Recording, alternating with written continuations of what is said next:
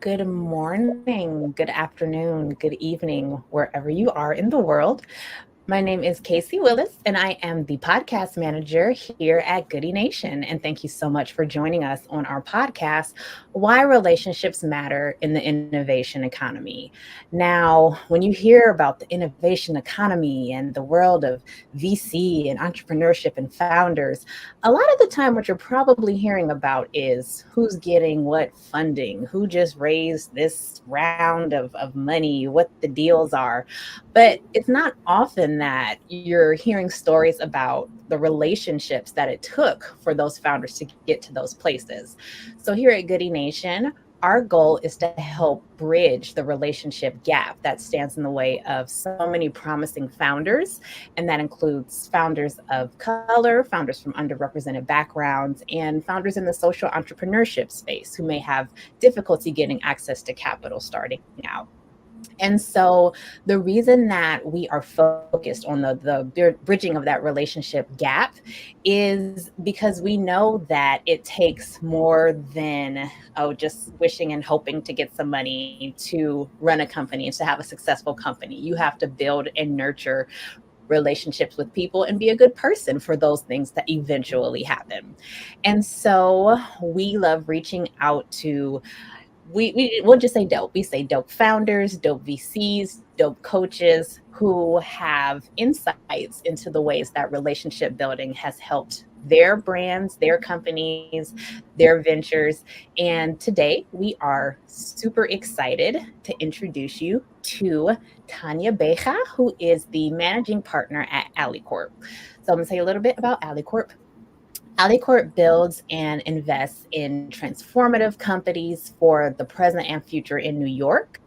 They're unconstrained by industry. They originate the ideas, they hire the early teams, they fund, launch, and grow each company and maintain an integral leadership role from beginning through exit.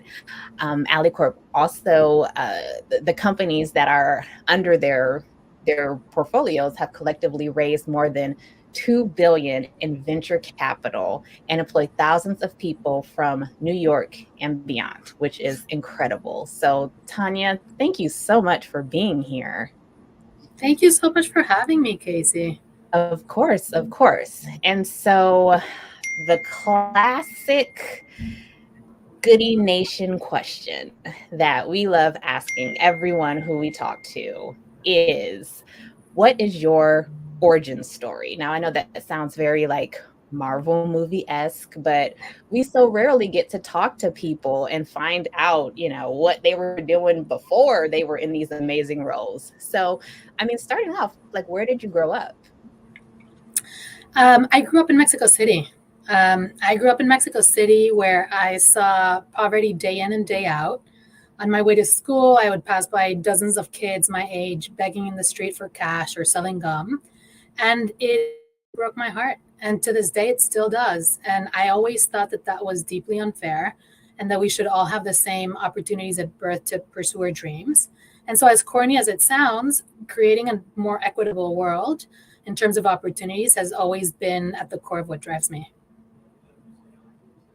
That's not corny at all. That's like amazing. I'm curious to know, like, what was there anything that your parents did or taught you, or any values that while you were growing up helped to sort of shape that desire to make the world a more equitable place? Yeah. I mean, so many values instilled in me to be kind, honest, hardworking, courageous. Um, but for your viewers, sort of in terms of building relationships, I saw from a very young age my father help people. And my father worked very hard in his life and became very respected in the business community in Mexico. And so he had one day a week in the afternoon where he would basically just consult for free. And people would literally line up outside his study and go in and out for hours on end. And when I asked him, Dad, why are you doing this? He told me, first and foremost, it really enriches my life. And if you're in a position to help, you absolutely should, and point blank. But what is really interesting, I found, is the second order effects of helping people.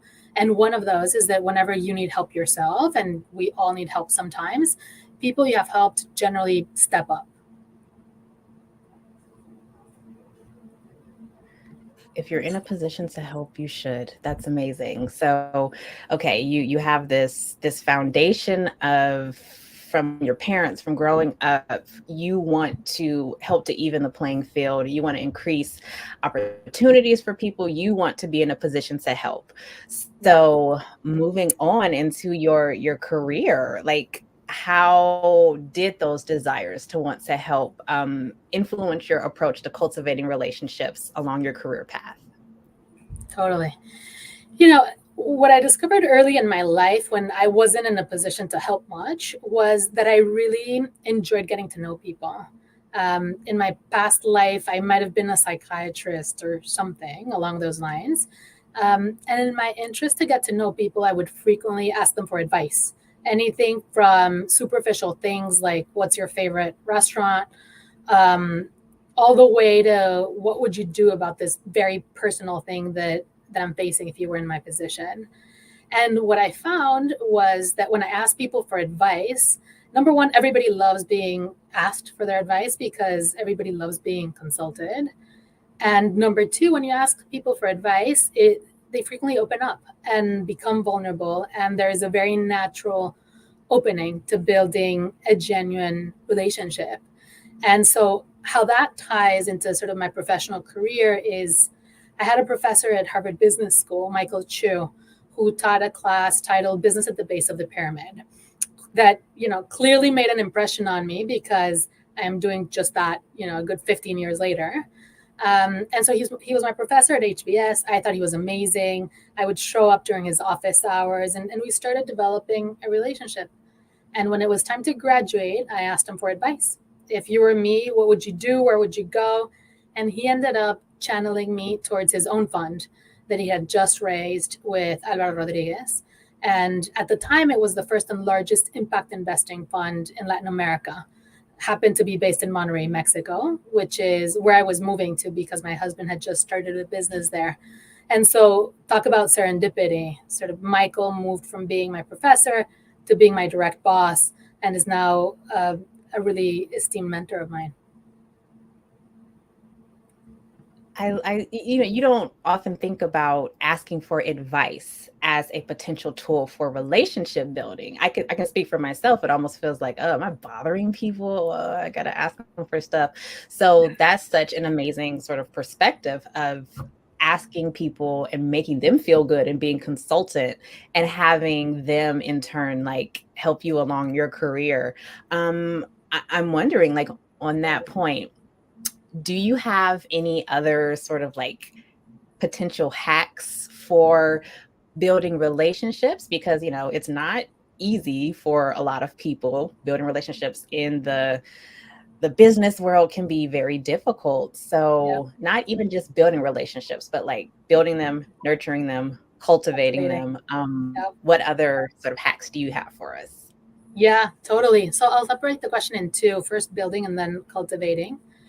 I think building, the truth is that it really does take effort and time.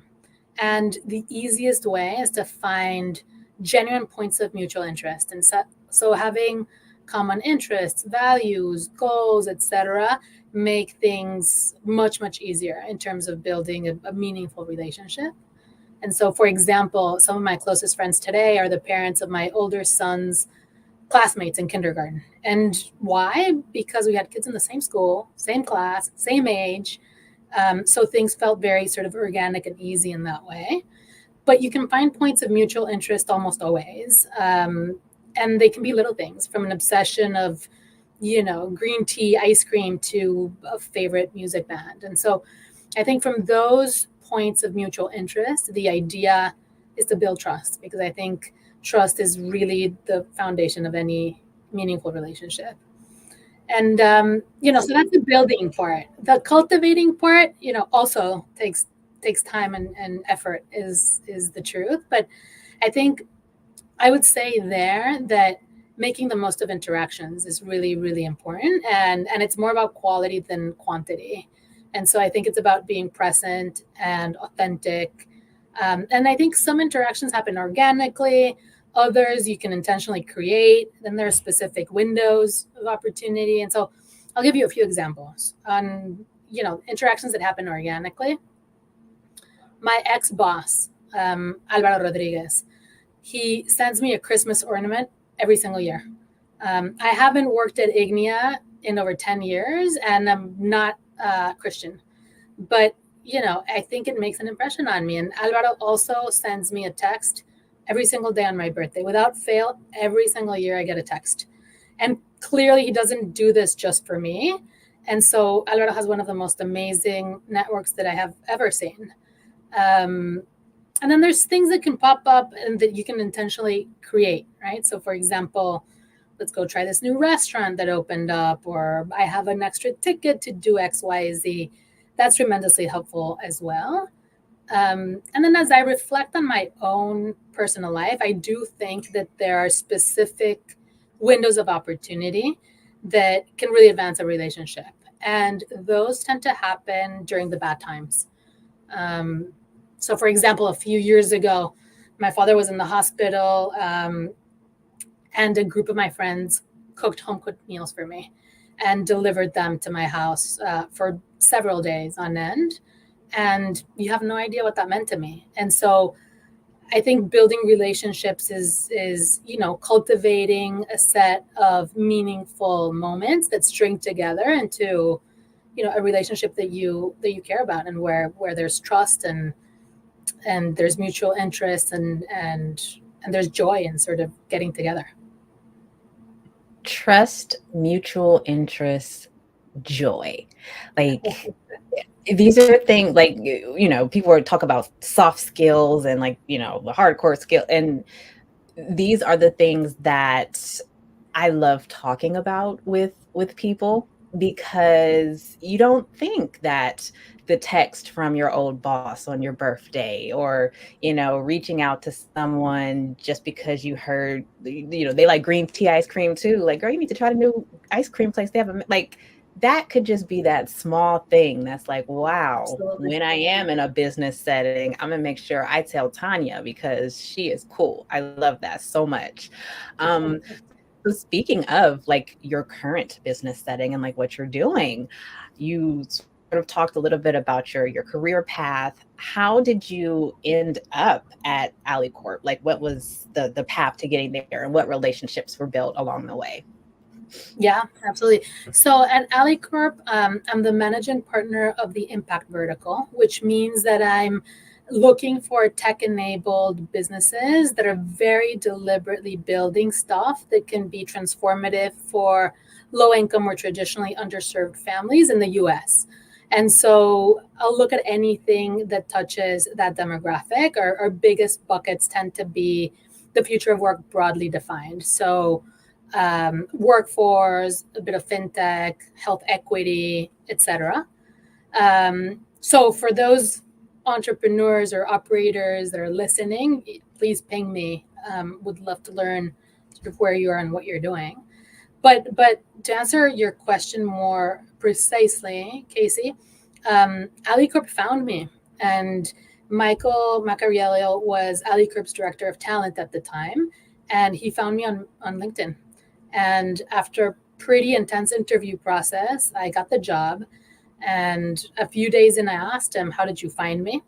And what he shared is that whenever he would ask people, "Who do you think should run this new vertical at AlleyCorp that revolves around impact?" people consistently mentioned my name. And he did not share who mentioned my name, so I still don't know who to send chocolates to. But that's what happened. That is powerful. That's powerful. Someone finding you on LinkedIn first, shout out to LinkedIn. There are a lot of people who are like, what does it do? What does it work? LinkedIn can be a powerful tool for relationship building if you're using it properly. Just put it out there. And the Yep. fact that people speaking your name in rooms that you were not in, it means that you were doing something that was impacting people, and they were compelled to to push you along the way. And that is, I mean, that's incredible, and a big kudos to you, actually. Thanks, Casey. And I don't I even know who those individuals are. So it's a strange feeling. Oh, yes, hopefully wonderful too, because that's like Yeah, really yeah, dope. no, absolutely. Um, so, in addition to, people who are wondering how they can build relationships, whether, that's through places like LinkedIn or hoping people are saying their names in rooms that they're not in. We talked a little bit about some of the difficulties in relationship building and, some of the hacks to, maybe get in there. But just to kind of to drill down on that a little bit more, are there any other challenges that you can think of that, may cause a roadblock to relationship building? And are there any that you sort of overcome in your career so far? Yeah, that's such a great question, honestly. I think that one of my weaknesses is that I can be brutally honest. And that has served me well most of the time because it allows me to build deep relationships, both professionally and personally. But it can totally backfire because I can also hurt people unintentionally. And so I've learned to be a little bit more diplomatic and more careful with my words. Um, the other thing that I've learned, honestly, is that you can't have meaningful relationships with everybody, and that is okay. Some relationships are more transactional, others are time bound, and both are okay to have. And you just have to be honest about which relationship is which. So, sort of on that point, I think it's very fascinating about hearing you speak about being, like brutally honest, and does that hurt people's feelings? Does it not? This is like okay, like, ooh, real world segue. I'm curious for you, as a woman in this industry, as a woman in VC, who's, I mean, clearly like successfully navigating it. These are sort of issues that may present themselves in the minds of women more like, oh, am I being too harsh? Or people are going to think I'm this and people are going to think I'm that. Um, what advice do you have for other women who are looking to get into the VC world? And especially how can they, sort of leverage their relationship building skills to advance their careers? Yeah. Um, Another super great question.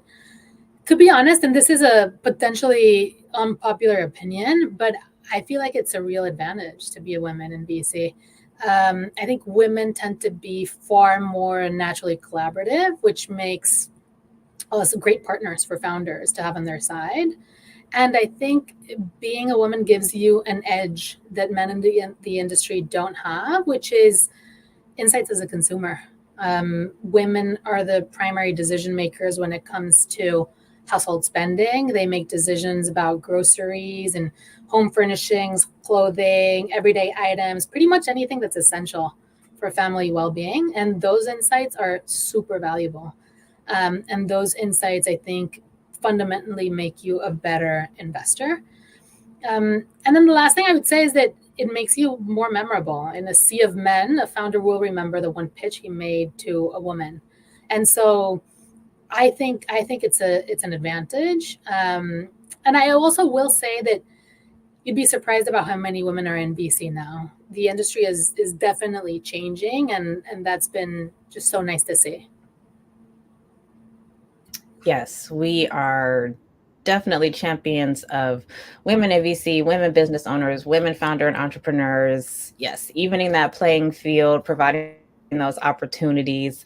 Reason we wanted to speak to you today, because those are obviously values that align with you strongly. So yes, thank you for what you're doing. You're doing cool stuff.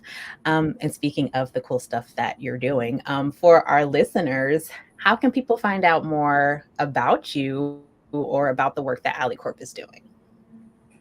Yeah, so people can go to our website, alleycorp.com, click on the impact vertical. And the best source of information is our annual report. So you can download it there and you can see what things we supported last year and get a pretty good sense of what we've done. With me personally, the easiest way to get in touch is probably LinkedIn. And so, Tanya Beja. You can find me there. Fantastic. Thank you so much for being here today.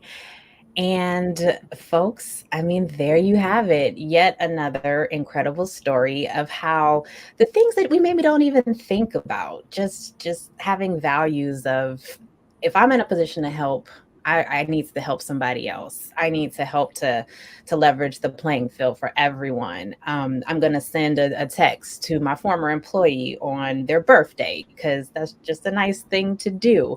Yep. Um, it's these little Little things. things add up and they go a long way. Yes, yes. Like in the midst of all the other things that we know you busy founders are doing, hopefully this interview will just be a reminder that, maybe that 20-page report you're writing is, you know, it could be great, but also that text, that phone call, that, hey, come get Yep. this green tea ice cream with me, potential investor. I know you like it. It's really good. That could be the key to success in your next move. Yeah, So 100%. I think the yes, world is all about relationships. I truly do. yes, so do we. And that's why, yes, we're glad to have a relationship with you now. Absolutely, me So too. for everyone out there listening, in the words of the Goodie Nation founder, Joey Womack, stay magnetic and outwork yesterday. Have a good one. Bye, Casey.